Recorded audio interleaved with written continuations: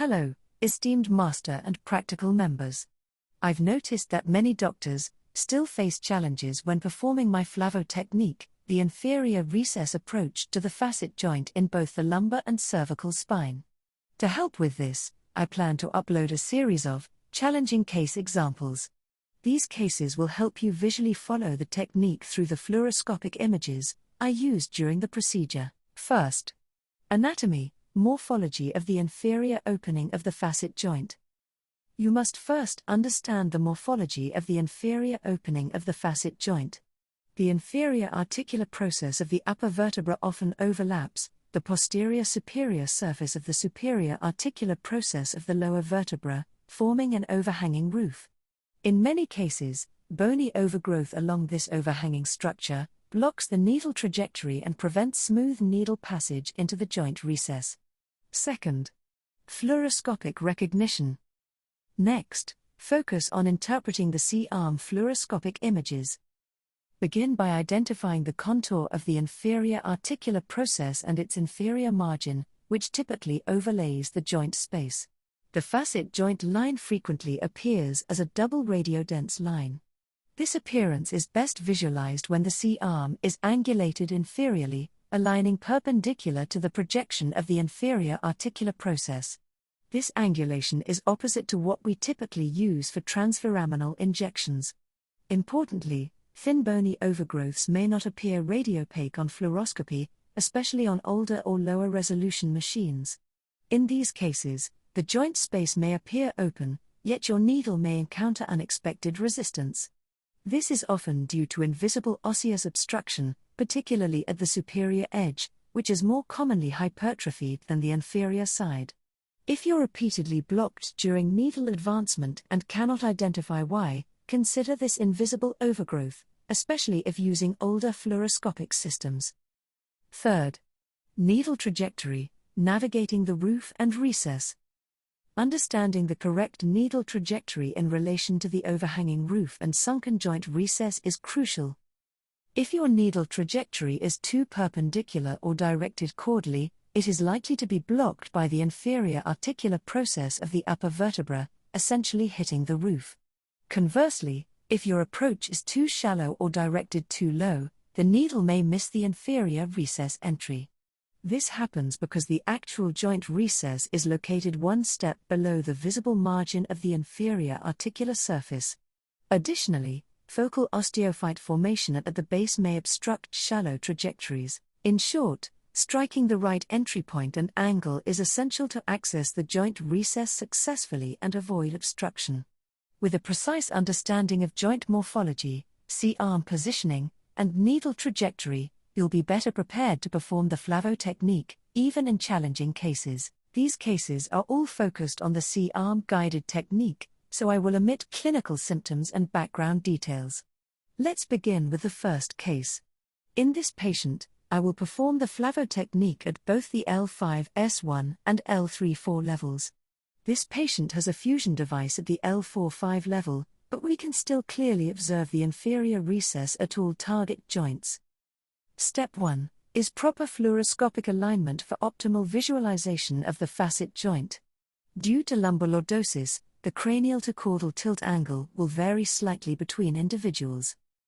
At L5S1, a more AP fluoroscopic position is usually sufficient to visualize the joint opening well. However, at L34 and L45, a slight caudal tilting of the C-arm is necessary to match the anatomical orientation of the facet-forming bones at these levels. At the right L5S1 level, we can observe that the inferior articular process has developed a medial inferior bony spur, which partially obscures the joint line. Please carefully watch my needle entry point and how I adjust the direction to accommodate this anatomic variation. As the needle advances, you'll feel a distinct pop when it penetrates the joint capsule. This is an important tactile cue. It's typically followed by a brief loss of resistance, confirming that the needle has successfully entered the facet joint recess.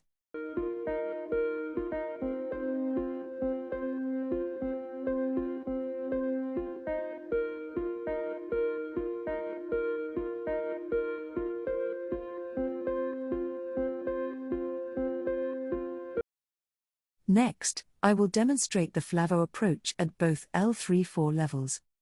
In postfusion patients, the upper adjacent segment tends to be more flexible and vulnerable to degeneration, a condition known as adjacent segment syndrome, which results from the principle of relative flexibility.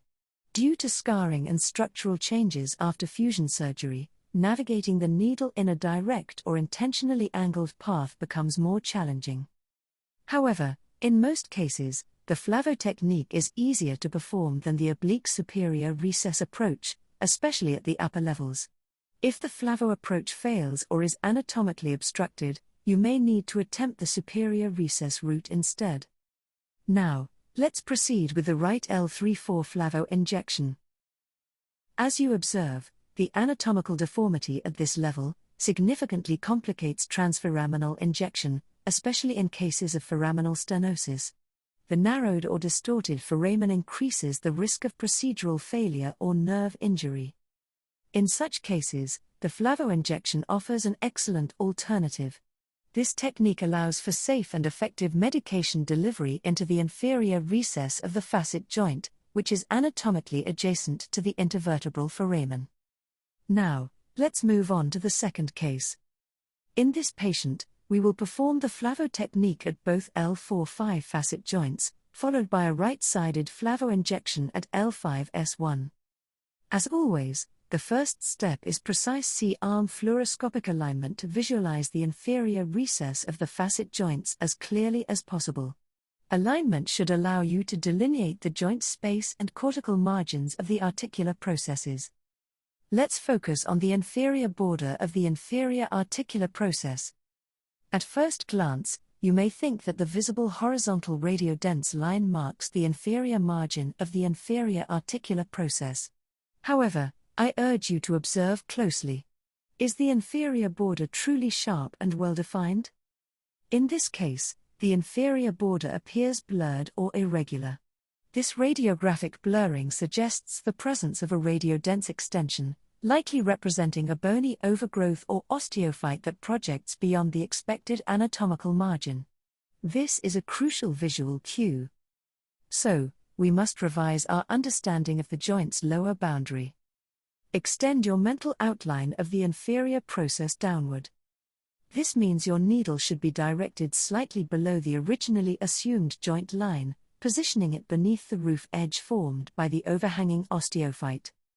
If you attempt to insert your needle at the presumed margin, you'll likely encounter resistance and fail to access the recess. Now, watch the next step as I perform the injection. You'll see how I adjust the needle entry below the blurred margin, aiming into the inferior recess. This avoids impingement by the overgrown inferior process and allows smooth entry into the joint space. Observe the needle placement at the right L4-5 level. I clearly felt the characteristic pop as the needle penetrated the joint capsule, followed by contrast confirmation before injecting the botulinum toxin and steroid mixture. Please note, do not overdistend the facet joint, particularly in cases of severe foraminal or central stenosis. Overdistension can transiently worsen symptoms, sometimes lasting several days or longer. Now let's move to the right L5S1 Flavo injection. This level is arguably the most challenging of all. At L5S1, particularly in cases with advanced disc degeneration and collapse, the facet joint often exhibits overhanging anatomy between the superior and inferior articular processes. Here, I've marked an imaginary line indicating the inferior border of the inferior articular process. Watch closely as I advance the needle below this border, targeting the recess without impingement.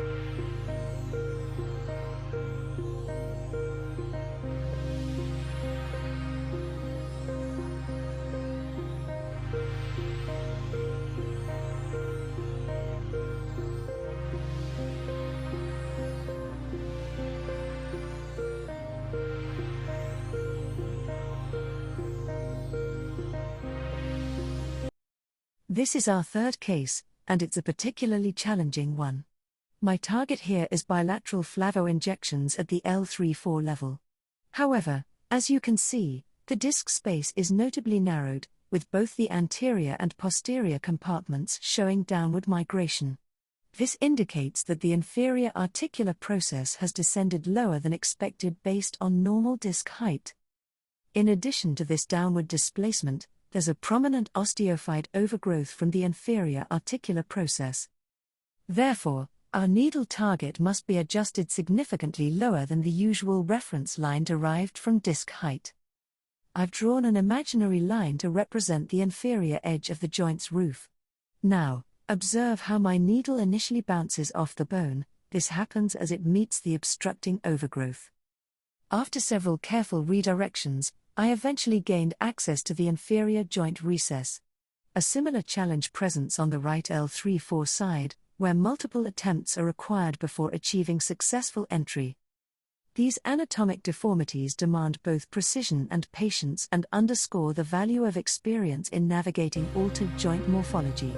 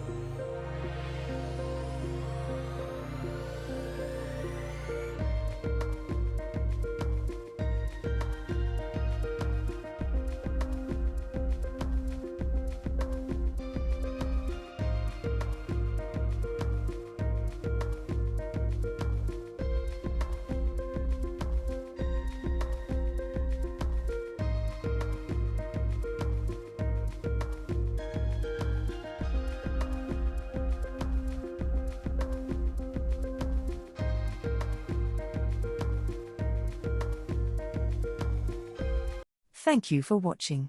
It is my honor to be with you. I will continue to discuss more cases of the Flavo injection.